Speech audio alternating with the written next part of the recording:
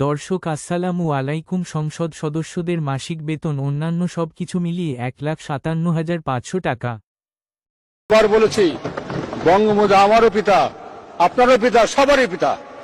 জনগণের টাকা সংসদ অধিবেশন চলাকালীন সময়ে প্রতি মিনিটে প্রায় ব্যয় হয় 2.72 লক্ষ টাকা। তাহলে প্রতিদিন 8 ঘন্টা যদি সংসদ চলে তাহলে এই খরচ 8,40,00,000 টাকা দাঁড়ায়। তাহলে নিয়ম অনুযায়ী সংসদে দেশ ও জনগণের কথা বলার কথা, কিন্তু তা না করে বর্তমানেও সেই পূর্ববর্তী সংসদের নিয়ম চালু আছে। জনগণের টাকায় পারিবারিক তন্ত্রকে তোষামোদী করতে গিয়ে দেশের আর্থিক ক্ষতি হচ্ছে। পৃথিবী এগিয়ে যাচ্ছে, তাদের সংসদে এখন পারিবারিক তন্ত্র আর ব্যক্তিগত কোনো আলাপ হয় না, সব হয় দেশের কথা। হয়েছেন আমি হৃদয়ের গভীরতম প্রদেশ থেকে, তাই শেখ হাসিনার নাম উচ্চারণের পূর্বে তার প্রতি সম্মান সূচক একটি শব্দ উচ্চারণ করতে চাই, সেটি হচ্ছে হযরত শেখ হাসিনা, তোমাকে অভিবাদন। আমাদের দেশে তেলবাজি এমনভাবে ফসে গেছে, সংসদে হজরত উপাধি থেকে মমতাজের গানে গানে সংসদে রাজকীয় পেয়ালায় আকৃষ্ট হয়ে আছে সংসদ। নেত্রী যিনি, বঙ্গবন্ধুর কন্যা তিনি, আপনার আমার নেত্রী যিনি, জাতির পিতার কন্যা তিনি, আমরা সবাই তারে চিনি। বিগত সরকারের আমলে এই চাটুকারিতার রাজনীতি করতে গিয়ে দেশের আর্থিক ক্ষতি করেছে, দুর্নীতি করেছে।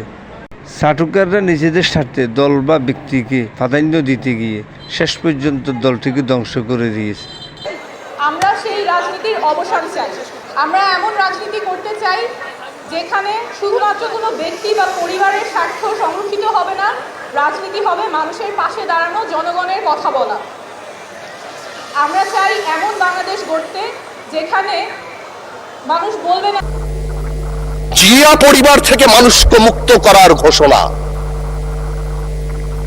16 বছর জিয়া পরিবারের থেকে মুক্ত করতে শেখ হাসিনা হেলিকপ্টার দিয়ে পালিয়েছে, সাতরা পালাবে।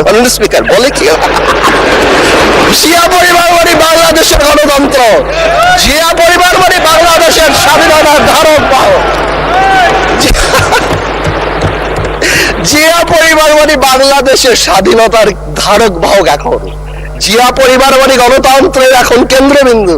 জিয়া পরিবার রাজনীতির এই পাল্টা বক্তব্যের জবাব জনগণের টাকায় দিতে হচ্ছে। আমাদের এই দেশটি কিভাবে পিছিয়ে আছে এটাই তার বাস্তব চিত্র। লেট মি সে যে জিয়া পরিবারকে আমি নিশ্চিহ্ন বা এটা হাবিজাবি করতে বলেছি। I am giving challenge. Where, when, how, you have to clarify. আমি এই ধরনের রেকলেস কথা কারো নামেই বলি না, এমনকি শেখ হাসিনার পরিবারের নামে আমি বলি না। যে দুষ করবে তার সাথে যাবে বিষয়, অন্য কেউ বললে সেটা আমার নামে চালান হবে না। তা আমি ওনাকে অনুরোধ করব, বক্তব্যের মাধুর্য ছড়াইতে গিয়ে আমার উপরে যেন ভবিষ্যতে আর মেহরবানি করে এই ধরনের দয়া উনি না করেন।